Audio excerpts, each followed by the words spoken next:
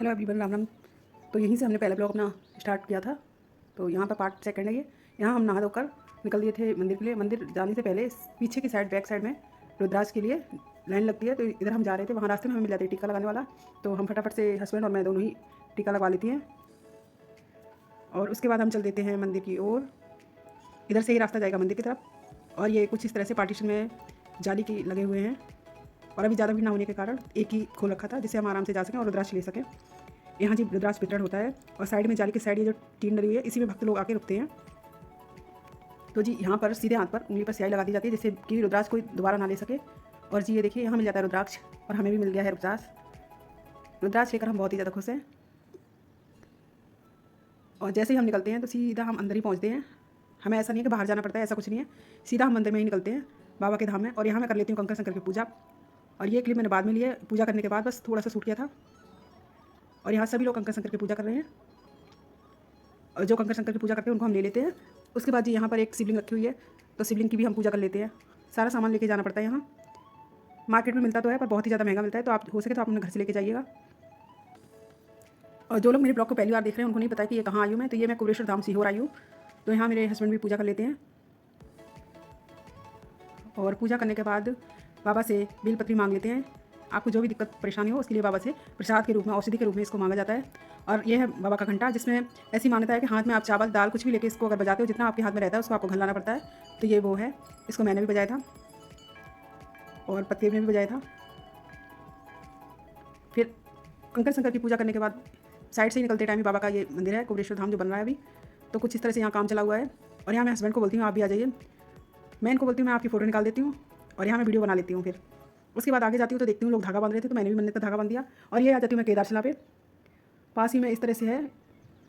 और ये केदारशिला पे आपको इसी तरह से हमेशा ही भीड़ मिलेगी। और यहाँ भी मैं केदारशिला पे पूजा कर लेती हूँ और बाबा से हमें जो भी मांगना है वो झोली फैलाकर मांग लेते हैं। यहाँ पर भी हम बाबा के सामने अपनी पूजा करने के बाद कुछ वीडियो क्लिप्स ले लेते हैं। बहुत धूप होने के कारण आँख भी ठीक से नहीं खुल रही थी। उसके बाद हम चल देते हैं व्यासपीठ की तरफ जहाँ से प्राण कहते हैं गुरुजी। तो ये मैं आ गई हूँ अंदर आने के बाद कुछ इस तरह से। और यहाँ बहुत ही ज़्यादा ठंडा था और बहुत ही ज़्यादा अच्छा लग रहा था। सामने है जी व्यासपीठ। और मैं गई थी तब मुझे नहीं पता था कि यहाँ भी नारियल चढ़ता है, तो मैंने हस्बैंड को बाहर भेजा, वो नारियल लेने जाते हैं। तब तक मैं ये क्लिप शूट कर लेती हूँ। तो हस्बैंड आ जाते हैं नारियल लेके, मैं भी चढ़ा देती हूँ और मुझे प्रसाद के रूप में भी मिल जाता है। और यहाँ पर माथा टेकने के बाद हम आ जाते हैं बाहर। और बाहर कुछ इस तरह से व्यासपीठ के ही पास है आपका हॉस्पिटल चिकित्सालय जो कि कुबेरेश्वर धाम में ही है। और उसी के बाद है सामने ही ये व्यासपीठ। उसके बाद मैं आ जाती बाहर। ये था लंच टाइम। मैं सुबह गई हुई थी और सुबह 9:30 बजे लगभग चली गई थी नहाकर। उसके बाद यहाँ आ जाती हूँ तो यहाँ बहुत ज़ोरों से भूख लगती है। लंच टाइम था, हस्बैंड चल देते कुछ अच्छा सा रेस्टोरेंट ढूंढने के लिए। तो हमें यही एक दिखता है रेस्टोरेंट, तो हम चले जाते हैं खाना खाने के लिए। यहाँ मिल जाती है हमको एक टेबल पर हम बैठ जाते हैं और वेट करते हैं अपने खाना आने का। तो ये आ गया है लजीज खाना। तो इसमें था दाल, आलू मटर पनीर, रोटी, सैलेड और रायता। इसमें चावल भी इंक्लूड था जो कि अभी तक नहीं आया था। और खाना ठीक था, बहुत ही ज़्यादा अच्छा भी नहीं था, बहुत बुरा भी नहीं था। तो जी पतिदेव खाने लगते खाना और इधर मेरी भी थाली आ गई थी, मैं भी खाना खाने लगती हूँ। उसके बाद मैं चली जाती हूँ होटल में जहाँ हमने रूम लिया था।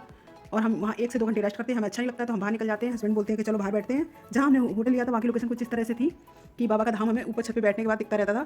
तो वहीं पर हम दोनों बैठ जाते हैं और साइड में कुछ इस तरह से काम चल रहा था। ये जी दुकानें नई बन रही हैं एक साथ, अभी वहाँ बहुत कुछ नहीं बना है तो बन रहा है अभी। और यहाँ हम लोग बैठ जाते हैं और बाबा के धाम को और जो वेदर है और जो सड़कें उसका व्यू इंजॉय करते हैं। और बहुत ही ज़्यादा अच्छा लगता है जब हमारा मन नहीं लगता है तो हम, और हमें थोड़ी बहुत भूख लगती है तो हम पहुंच जाते हैं नीचे हस्बैंड चाय पीते हैं, हम भी समोसा खा लेते हैं। उसके बाद हम जाते हैं थोड़ा सा मार्केट देखने के लिए। मार्केट में जो हमें चाहिए होता है वो हम ले लेते हैं क्योंकि अभी शाम का टाइम है। दिन में ही सारी दुकानें 11 बजे लगभग सारी ओपन हो गई थी। और ये होटल जिस होटल में ठहरी हुई थी, यहाँ आ जाते हैं हस्बैंड। गर्मी ज़्यादा लग रही थी तो उसकी वजह से हस्बैंड ले लेते हैं पेप्सी पीने के बाद यहाँ कुछ शॉपिंग कर लेते हैं घर के लिए। तो यहाँ शॉपिंग करने के बाद जी हम आ जाते हैं घर पर। नहीं सॉरी, घर पर नहीं आते हैं, यहाँ हम आते हैं फिर बाबा के मंदिर जाने के लिए।